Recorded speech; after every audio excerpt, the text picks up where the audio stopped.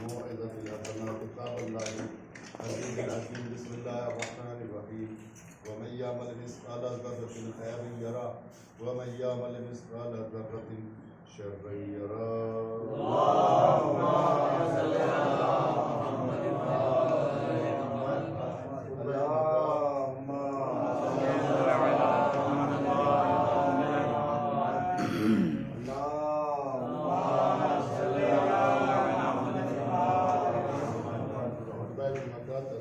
کلام جو ہے وہ ہے عمل. قرآن میں کی صاف صاف آیت وَمَن يَعْمَلْ مِثْقَالَ ذَرَّةٍ خَيْرًا يَرَهُ وَمَن يَعْمَلْ مِثْقَالَ ذَرَّةٍ شَرًّا يَرَهُ. اگر ذرہ برابر بھی اگر آپ نے نیک کام انجام دیا ہے تو اس کو بھی دکھلایا جائے گا، اور ذرہ برابر اگر برائی کی ہے تو اس کو بھی انسان کو جو ہے وہ دکھلا دیا جائے گا. پچھلے خطبے میں 2 خطبوں میں مسلسل اس بات کا کچھ گناہ انسان کے ایسے ہیں جو قریب قریب ساری نیکیوں کو ڈیڑھ دیتے ہیں. ان میں سے نافرمانے والدین، ماں باپ کا نافرمان، اور چاہے کتنی نمازیں، حج، زکوٰۃ، خیرات، عبادات انجام دیتا رہے، لیکن ماں باپ اگر اس سے ناراض ہیں تو کوئی نیکی جو ہے اس کو فائدہ پہنچانے والی. وجہ اس کی دلیل اس کی یہ ہے کہ جو اپنے ماں باپ کا نہ ہو تو اللہ کا کیا ہوگا، جو اپنے ماں باپ کا نہیں ہے وہ اللہ کا بھی نہیں ہو سکتا. میں نے کہیں برابر اس بات کو کہہ رہا ہوں اور اس بات کو کہتا بھی ہوں. آپ اٹھا کے دیکھیں کہ واجب نمازیں جو ہیں، جہاں واجب نماز ہے اس میں ایک نماز ہے قضائے والی. قضائے والدین نہیں، قضائے والی صرف قضائے والی. کیوں؟ ماں باپ تو دونوں ہیں. تو قضا والد اس میں نماز میں جو ہے قضائے والدین نہیں ہے، قضائے والد واجب ہے. اور اگر ماں کی اگر پڑھ رہا ہے تو واجبیت سے نہیں بلکہ مستحبیت سے پڑھ سکتا ہے، یہ نہیں پڑھ نہیں سکتا. وجہ اس کی کیا ہے؟ وجہ اس کی ہے کہ اللہ جو ہے جب اپنی عبادات کے معاملے میں جو ہے اولاد کا احسان ماں کے اوپر نہیں چاہتا. تو اب بتائیں کہ اپنی عبادات کے معاملے میں خدا ولی عالم جو ہے ماں باپ کے ماں کے اوپر جو ہے اولاد کا احسان نہیں چاہتا، تو پھر وہ جو ہے اس کے ساتھ زبان یا پریشان کرنا یا اس ماں باپ کو ستانا، اس کو اللہ جو ہے کیسے برداشت کرے. جناب یوسف کا واقعہ میں نے ایک مرتبہ اس کو نقل کیا بھی ہے کہ صرف ایک گھوڑے سے نیچے نہ اترنے کے اوپر نور نے اپنے کو چھپیا. اب پوری تاریخ اٹھا کے دیکھیں جناب یوسف کی نسل میں کوئی نبی ہے ہی نہیں، یعنی نور نبوتی منتقل ہو گیا. اور آگے بڑھے جناب موسیٰ کوہ طور پہ گئے، جانے کے بعد میں دعا سلام بار گئے خدا بندی میں التجا دعا التجا کی. التجا کرنے کے بعد میں اب ایک خواہش جناب موسیٰ کی زبان پہ آئی، یہ میرے مالک میں یہ چاہتا ہوں کہ جنت میں میرا جو ہے ہم مقام یعنی میرے برابر کا درجہ جو ہے وہ کس انسان کو ملے. کوئی ہے دنیا کے اندر جو ہے. اب جناب موسیٰ کو جو ہے وہ یہ تھا کہ تو کلیم خدا بھی ہے،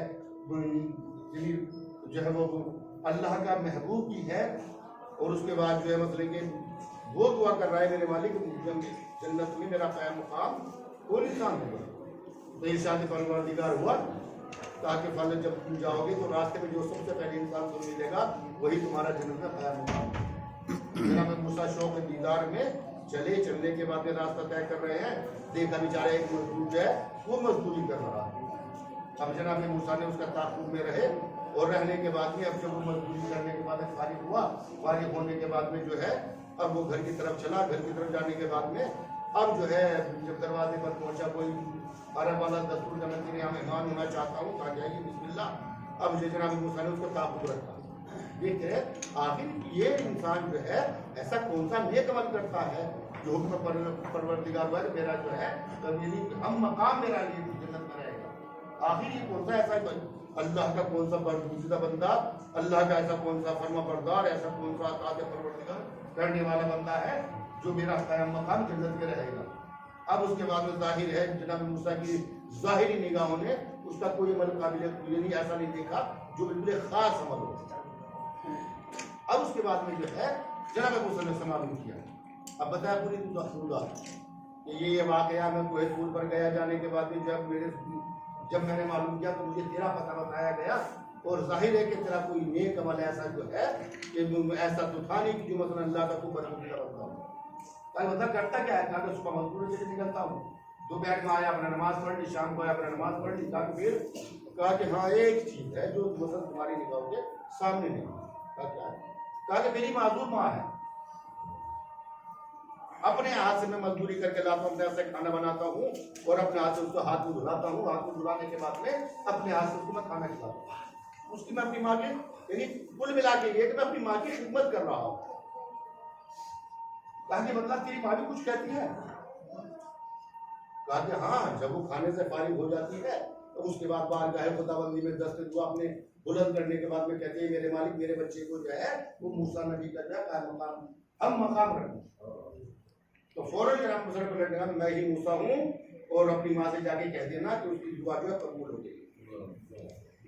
یہ ماں والا معاملہ جو ہے یہ جہاں تک عقائد اور ہے روایت میں حدیث میں اقوال میں یہ ہے کہ اگر ماں باپ کسی کافر بھی اگر ہیں، ماں باپ اگر کافر بھی ہیں، وہ واجبات سے روکیں، واجبات سے اگر روک رہے ہیں تو یہاں تک واجب نہیں ہے۔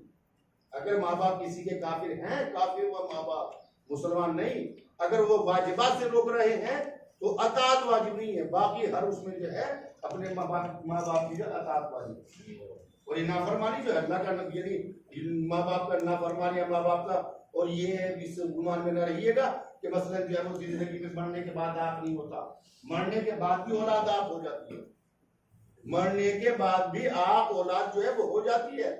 اگر ماں باپ کے لیے کچھ نہیں کر رہا ہے، اگر ماں باپ کے لیے کچھ نہیں کر رہا ہے تو پھر وہ بھی وہ آپ ہو جاتی ہے۔ اور دنیا میں آپ جو ہے وہ آپ بھی کئی طرح کے ہوتے ہیں، اور دنیا میں اگر نافرمانی رہی ہے بعد میں فرما برداری، اگر وہ جب ماں باپ کے لیے سب کچھ کر رہا ہے تو پھر وہ جو ہے وہ آپ سے جو ہے وہ جو اس کی اطاعت گزاری مجبور ہو جاتی ہے۔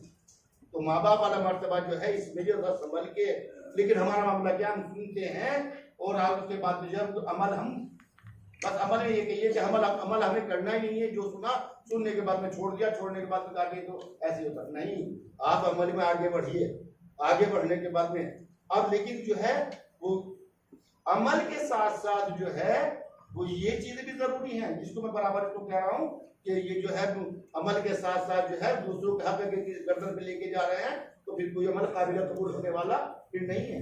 نماز ہم پڑھ رہے ہیں، چھپ جائیں گے چلے جائیں گے، روزے ہم رکھ رہے ہیں، یہ چلے جائیں گے، جائیں گے کیسے؟ جائیں گے اسی کے جو دوسرے کے حق جو ہے انسان اپنے گردن کے اوپر لے کے جا رہا۔ بہترین عبادتوں میں کہا عمل میں افضل ترین عمل جو ہے فروعات میں وہ ہے نماز، اور نماز کے لیے قرآن میں بالکل صاف صاف حکم ہے، ان الصلاۃ تنہی عن الفحشاء والمنکر، نماز برائیوں سے بچاتی ہے۔ اگر نماز برائیوں سے بچا رہی ہے تو پھر نماز ہے، اور برائیوں سے اگر نہیں بچا رہی ہے تو پھر یہ آپ کی عادت ہے، یہ عبادت نہیں ہے۔ اور آگے چلیں، اقیموا الصلاۃ ولا تکونوا من المشرکین، نماز پڑھو مشرک نہ بنو، یعنی بے نمازی اللہ کی نظر میں مشرک ہے۔ آپ کہتے رہے مسلمان، ہم جب اپنی زبان سے کہتے رہیں اگر ہم نماز سے دور ہیں تو پھر ہم جو مسلمان نہیں ہیں، اور اس میں الجھنے کی بات نہیں ہے۔ قرآن مجید میں اللہ فرما رہا ہے کہ الصلاۃ، نماز پڑھو، ولا تکونوا من المشرکین، مشرک نہ بنو، یعنی بے نمازی اللہ کی نظر میں مشرک ہے۔ اور آگے بڑھے، ایک شخص رسول اسلام کی خدمت میں آتا ہے،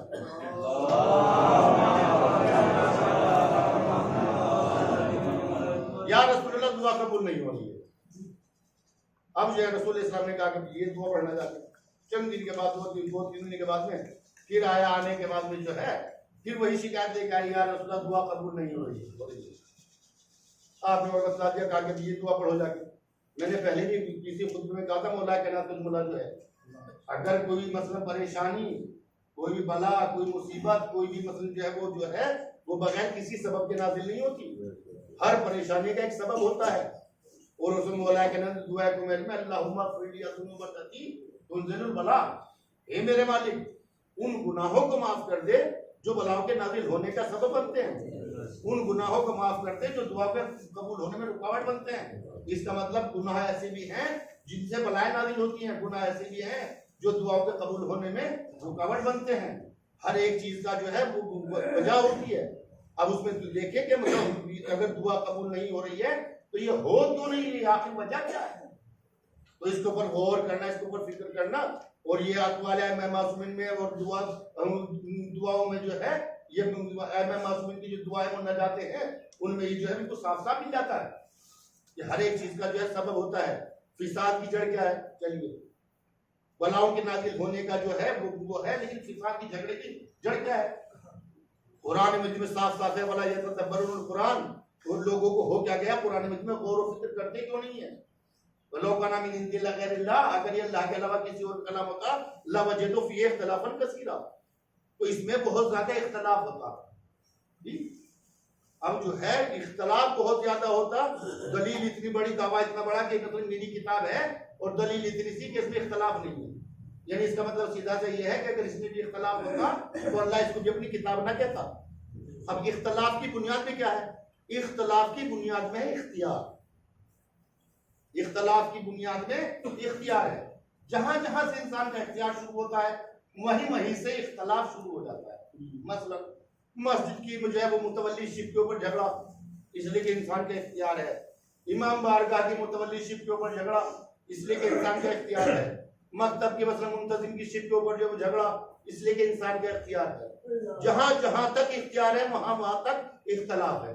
لیکن جہاں سے انسان کا اختیار ختم ہوا وہاں سے سارے اختلافات بھی وہ ختم ہوئے.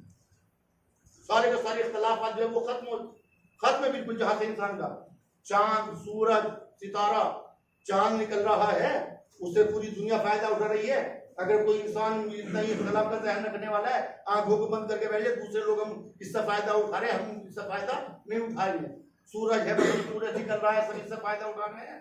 اگر کوئی انسان اتنا ہی اختلاف کا خوگر ہے، اختلاف پسند ہے، وہ آپ کی آنکھیں بند کر کے بیٹھ جائے کہ دوسرے لوگ سورج سے فائدہ اٹھا رہے ہیں، ہم جو ہے وہ اس سے فائدہ نہیں اٹھائیں گے. تو کہنے کا مقصد کیا ہے؟ جہاں تک انسان کا اختیار ہے وہاں تک اختلاف ہے، اور جہاں سے انسان کا اختیار ختم ہو گیا وہاں سے جو ہے اختلاف بھی ختم ہو گیا. تو بات کام میں شروع کرتا رسول اسلام کی خدمت میں آنے والا آتا ہے، سلام کرتے دو دعائیں تیسری مرتبہ پھر آیا. آنے کے بعد میں اب رسول اسلام نے یہ سننے کا لائق ہے عبرت واقع. رسول اسلام نے تیسری مرتبہ کو دعا دی. دینے کے بعد میں جا کے اس طریقے سے دعا کرنا، رسول اور وہ بھی اللہ کا محبوب آخری نبی، اور وہ کسی کو دعا بتلائے وہ دعا کو قبول نہ ہو یہ ناممکن ہے. لیکن تیسرے دن جب آ کے اس نے شکایت کی ہے تو رسول اسلام نے سر کو جھکایا. جھکانے کے بعد میں اب فوراً جیسے سوال کیا کہ بتلا تیرے گھر کے اندر کوئی درخت ہے؟ کہا کہ ہاں درخت ہے. کہا کہ اس درخت کے اوپر جو ہے کسی پرندے کا گھونسلہ؟ کہا کہ کل بتاؤں گا. کہ آیا آنے کے بعد یا رسول اللہ ہاں میرے سائڈ میں درخت ہے، اس درخت کے اوپر ایک پرندے نے گھونسلہ رکھا ہوا ہے. اب اس کے بعد میں کہا کہ جانے کے بعد اس گھونسلے میں سے جو ہے وہ ایک پرندہ کسی بے نمازی کی ہڈی کو اٹھا کے لے آیا، وہ اس پہ لا کے رکھ دیا اس نے گھونسلے میں. وہ جب تک وہ ہڈی تو وہاں سے نہیں ہٹائے گا تب تک جو تیرے گھر کے اندر جو دعا ہوگی وہ قبول نہیں ہوگی. اب یہ واقعہ ہو گیا، لائق عبرت ہو گیا. اب ایک معمولی سی ہڈی اگر ایک پرندہ گھر میں نہیں، گھر کے صحن میں درخت اور درخت کے اوپر لا کے پرندہ اگر رکھ دے تو اس میں کوئی دعا قبول نہیں ہو رہی. اور خاتم بدین اگر انسان جو ہے وہ پورا کا پورا کریے نمازی ہو آپ کے لیے کہ جس محفل میں جائے گا محفل کی برکت ختم ہوگی، جس مجلس میں جائے گا اس مجلس کی برکت ختم ہوگی، جس دسترخوان میں بیٹھے گا اس دسترخوان کی برکت ختم ہوگی. تو نماز جو ہے افضل ترین فروعات میں افضل ترین عبادت جو ہے وہ نماز ہے. اور نماز کے لیے خود حدیث ہے رسول اسلام کی، الصلاۃ عمود الدین، نماز دین کا ستون ہے. جس کی نماز قبول ہو گئی اس کا ہر عمل قبول ہے، جس کی نماز رد اس کا ہر عمل جو ہے وہ رد ہے.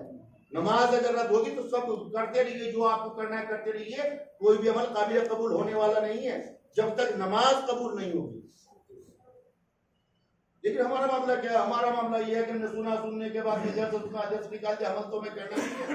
اور عمل کے میں کہہ رہا تھا 3 مہینے، یہ 3 مہینے جو دوسرا مہینہ گزر رہا ہے، تیسرا مہینہ آنے والا ہے.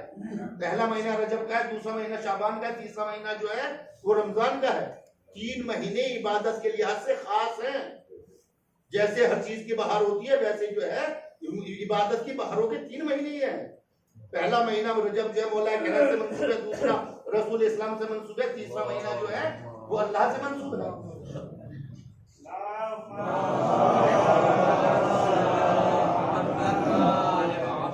یہ 3 ہی مہینوں کے لیے ہے کہ اگر کسی انسان کے درمیان سے جو ہے وہ 3 مہینے گزر جائیں اور اس کے نامہ عمل میں گناہ رہ جائیں، ایسا انسان بدبخت، ایسا انسان جس کے درمیان سے 3 مہینے گزر جائیں اور اس کے نامہ عمل میں گناہ رہ جائیں۔ یہ ماہ رجب جو ہے، ماہ شعبان، ماہ رمضان، یہ گناہوں کی مغفرت کا یہ اللہ کی طرف سے عطا خاص سمجھ ہے۔ ورنہ کتنے انسان جو ہے مثلا دنیا کے اندر آپ دیکھیں اور تجزیہ کریں، کتنے انسان پچھلے سال تھے اور اس سال نہیں ہے۔ اب یہ بھی کسی کا کچھ پتہ نہیں ہے جو اس سال ہے وہ اگلے سال ہوگا کہ نہیں ہوگا۔ اسی لیے مولا کرام نے کہا ہے ایمن دنیا کاننا کا تعیش و بدا، جب دنیا کو کماؤ تو ایسے جیسے تمہیں قیامت تک دنیا میں رہنا ہے۔ ایمن آخرہ کاننا کا تموتو غدا، لیکن جب اپنی آخرت کے لیے عمل کرو تو یہ سوچ کے کرو کہ تمہارا آخری عمل ہے۔ واخر دعوانا الحمدللہ رب العالمین۔ موعظۃ الحسنہ کتاب اللہ عز وجل۔ بسم اللہ الرحمن الرحیم۔ والعصر ان الانسان لفی خسر الا الذین آمنوا وعملوا الصالحات وتواصوا بالحق وتواصوا بالصبر۔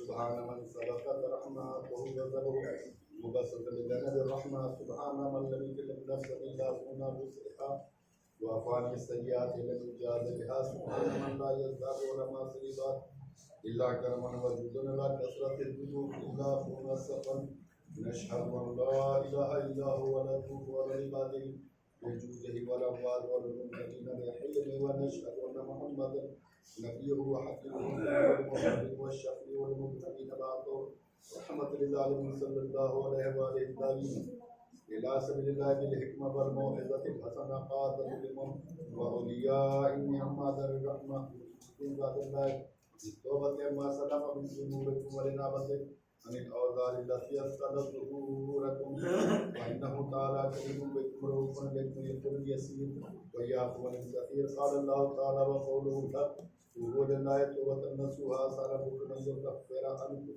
سيئاتكم ويدخلكم جنات تجري من تحتها الأنهار وقال قل يا عبادي الذين أسرفوا على أنفسهم لا تقنطوا من رحمة الله إن الله يغفر الذنوب جميعا إنه هو الغفور الرحيم لقد أمركم الله في محكم كتابه بالصلاة على نبيه وحبيبه فقال سالم لكم ومن تشريفا لم يصفيه إن الله وملائكته يصلون على النبي يا أيها الذين آمنوا صلوا عليه وسلموا تسليما